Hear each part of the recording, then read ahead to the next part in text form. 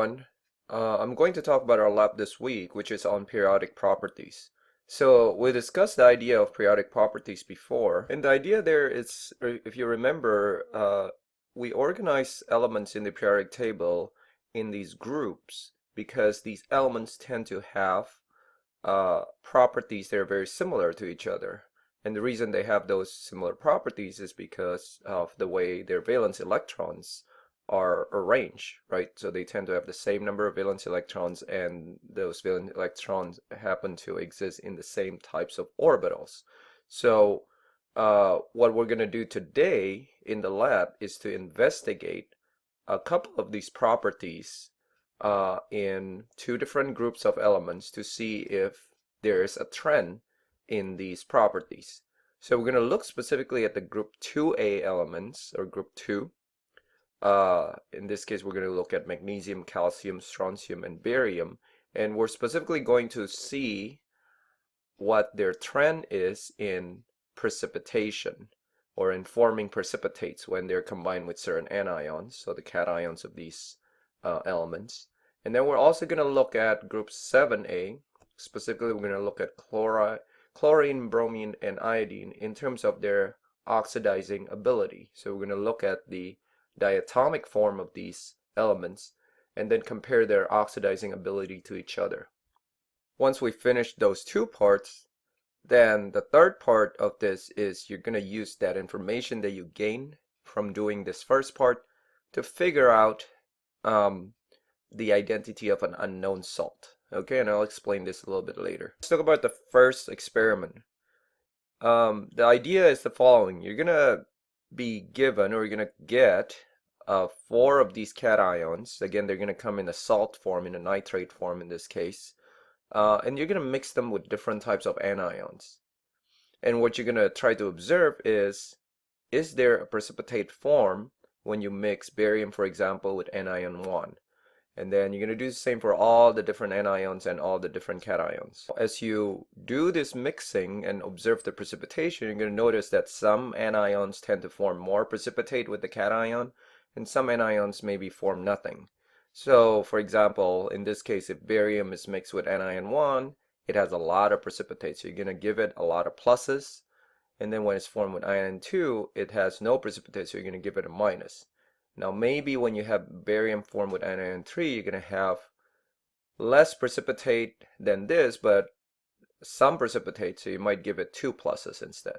So at the end of the lab, you should have a table that's completely filled with pluses and minuses, and you're going to be able then to rank the relative solubility of these 4 cations. Okay, and then you're going to try to figure out, is that relative solubility matching with the trend that you observe of these elements in the periodic table. Talk about the second experiment. This is, as I said earlier, determining the trend in oxidizing strength of halogens. Before we get started with explaining the experiment, I want to talk about 2 terms that you need to know here to differentiate between the species of these group 7 elements. We have things we call halogens, which are the diatomic species of these elements. So chlorine, bromine, and iodine are the halogens. And then we have things called halides, which are the ionic species of these elements. And these are chlorides, bromides, and iodides. Okay, so you got to differentiate between these 2 forms.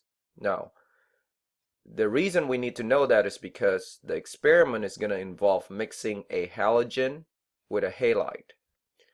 When you mix a halogen with a halide, sometimes you get a reaction, sometimes you don't. So those are the 2 possibilities. So let's imagine we have a halogen that's called X2, and we have a halide that's called Y-. You mix X2 with Y-. There are 2 possibilities, as I said earlier. One possibility is you see a reaction. And I'll tell you in a little bit what a reaction means, but there's going to be a color change that you're going to observe if you notice a reaction. So the reaction happens. If a reaction happens, the only reaction that could occur is a redox reaction. And the way it happens is one of these gets reduced and the other one gets oxidized. Okay? So if it forms the following species, the X2 becomes X minus, so in other words, the halogen becomes a halide form. The halide becomes the halogen form when it gets oxidized. And that's basically what it is. So if you see a reaction, you know there's a redox reaction. What that means is that X2 has oxidized Y minus to become Y2. X2 in this case is what we call an oxidizing agent, if you remember back to our redox discussion. Because X2 can oxidize Y minus to Y2, that means that X2 is a stronger oxidizing agent when compared to Y2. Okay? So you got to be a little careful here. I'm comparing the strength of oxidizing of X2 not to Y minus, but to Y2. Okay, so because only the halogen form can oxidize, can act as oxidizing agent. So X2 is stronger than Y2 if I see a reaction. Now what happens if I mix X2 and Y minus and I don't see anything happening? In other words, there's no color change. If that's the case, that means my conclusion is X2 cannot oxidize Y minus, and what that means is X2 then must be a weaker oxidizing agent, again not compared to Y minus but to Y2. So X2 is weaker as an oxidizing agent compared to Y2. The idea here is that you're going to mix various combination of halogen and halides so that you can rank the oxidizing strength of your halogens, which is your chlorine, your bromine, and your iodine. Okay, so let's get to some of the practical parts. So how are you going to determine whether a reaction occurs or not? Well, the halogens actually have colors. So the first part of your experiment is to just figure out what is the color of each of these halogens. The way you're going to do that is you're going to mix your halogen, which the stockroom will provide for you as a mixture with water. You're going to mix that halogen water mixture with hexane. The halogens are all nonpolar solute. The hexane is a nonpolar solvent. So when you mix all these things together, since water is polar, the halogen is going to dissolve in the nonpolar solvent. Okay, so it's going to migrate to the nonpolar solvent. Hexane is less dense than water, so hexane is going to be on the top of the layer. There are going to be two layers.